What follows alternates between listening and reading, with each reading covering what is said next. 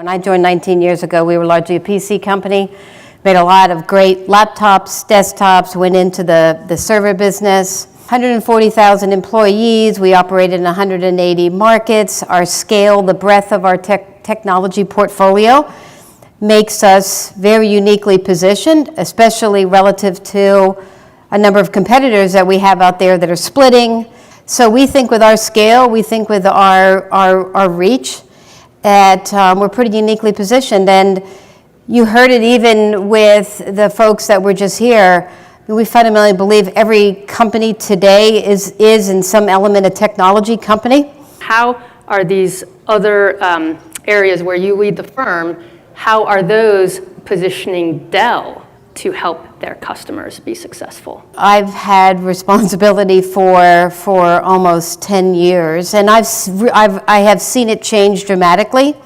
What had started as initially kind of a feel good, if you were just a great company that had a soul and you cared about this stuff, you would invest in the communities in which you operate. But what I have seen change over the last several years is how much other companies care about it. You know, what started as just kind of a societal set of priorities are now an economic set of priorities, and so many of our customers are seeing that.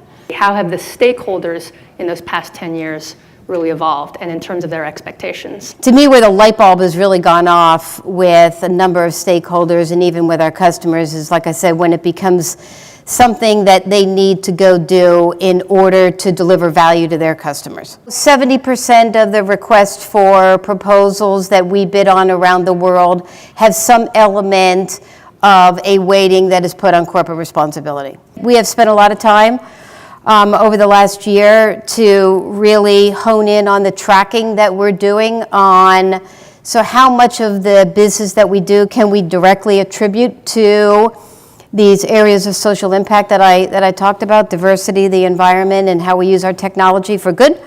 Walk us through just the breadth of those kinds of risks that sort of your function has to help Dell prepare for.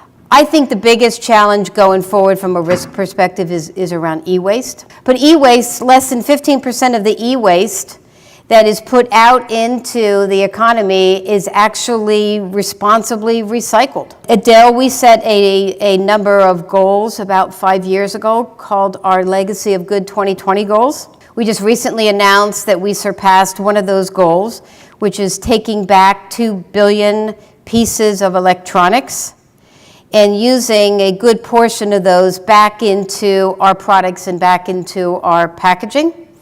Because this is not something that Dell can solve in isolation. It is something that the industry and our customers have to solve together. As Chief Customer Officer, the thing that makes me incredibly optimistic and hopeful about all of this is how many companies are now putting a big priority around this, and I absolutely believe there's power in numbers.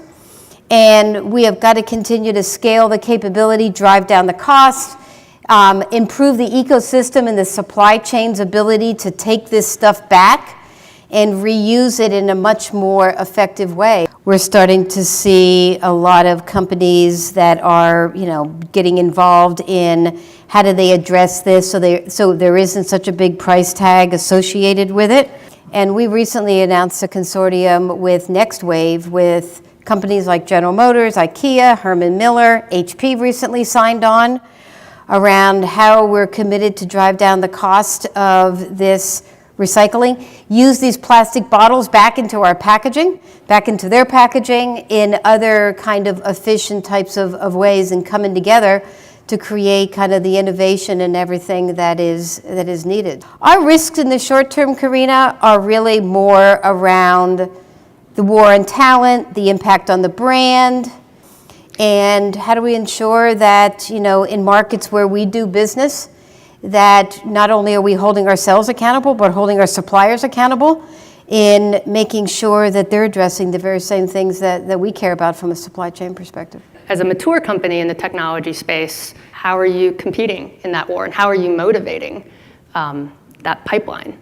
By 2024, there will be 1.1 million open technology jobs here in the United States, and less than 50% of them can be filled by the current talent pool. the war on talent is real. If we do not figure out how to get more women and underrepresented minorities into these STEM-related fields, we are simply not going to be able to hire enough people to do the critical technology roles.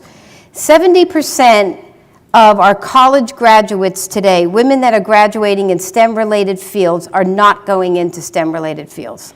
These millennials care about a company that has a soul. 70% of the decisions that they are making about companies that are working for are being made based on how transparent, do you have a social impact, are you a good company to work for, will you let me volunteer during work hours so that I can give back in the local community. So we've pivoted a considerable amount of our hiring, university relations, transparency, the legacy of good that we have done to reach these millennials who at Dell today are more than 50% of our population. What is Dell doing to diversify your pipeline? At the request of Catalyst, who is a big nonprofit female business think tank, they came to the technology industry looking for a company who wanted to be the so-called pilot program, and we were. And how long ago was this? 5 years ago. Okay, yeah, because I feel like that's gotten a lot more popular just in the past 2 years. Yeah, look at Starbucks, right? Yeah. And what Starbucks did. So we've trained 100% of our executives. This year we will train 100% of our people managers. By the end of next year, we will train 100% of our 140,000 employees. The number of women and underrepresented minorities are up nearly 50%. And we have spent an inordinate amount of time on the culture. Getting unconscious bias training down to the frontline manager is so critically important because that is where the rubber hits the road. So thank you, Karen. Attracting talent, saving the environment, and just simply being able to thrive over time and doing the right thing for your own economics. Whatever you call it, sustainability, responsibility, or economics, it's an important function. So thank you for your perspectives. You're welcome. Thank you.